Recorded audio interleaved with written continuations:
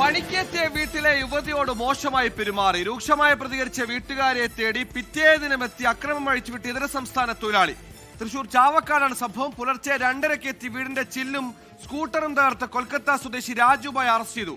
വീട് വൃത്തിയാക്കുന്ന ജോലിക്കെത്തിയാൽ മോശമായി സംസാരിക്കുകയും പാൻ മസാല വേണമെന്ന് ചോദിച്ച് ശല്യപ്പെടുത്തുകയുമായിരുന്നു.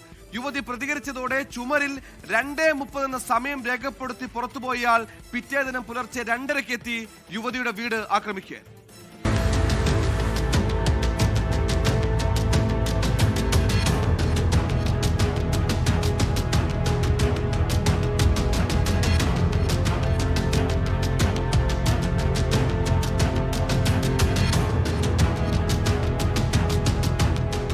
കഴിഞ്ഞ ദിവസം വീടിന്റെ പരിസരവും പറമ്പും വൃത്തിയാക്കുന്ന ജോലിക്കായി എത്തിയതായിരുന്നു പ്രതി.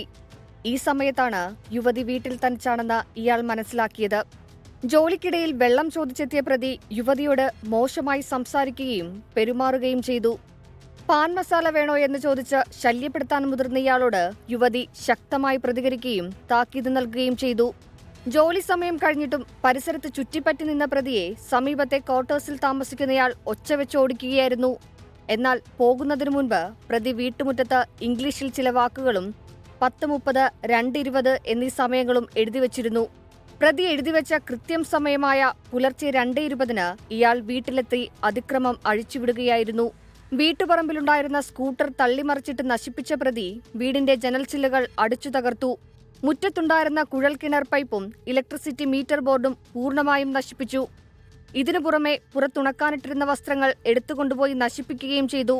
ശബ്ദം കേട്ട് യുവതി ഉണർന്നുവെങ്കിലും ഭയം കാരണം പുറത്തിറങ്ങിയില്ല.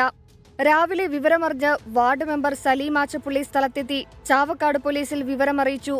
പോലീസ് എത്തി നാശനഷ്ടങ്ങൾ വിലയിരുത്തിയ ശേഷം നടത്തിയ അന്വേഷണത്തിനൊടുവിൽ തന്ത്രപരമായി ജോലിക്കെന്ന വ്യാജേന വിളിച്ചുവരുത്തിയാണ് പ്രതിയെ കസ്റ്റഡിയിലെടുത്തത്. പ്രതിയെ കോടതിയിൽ ഹാജരാക്കുമെന്ന് പോലീസ് അറിയിച്ചു. 24 തൃശൂർ.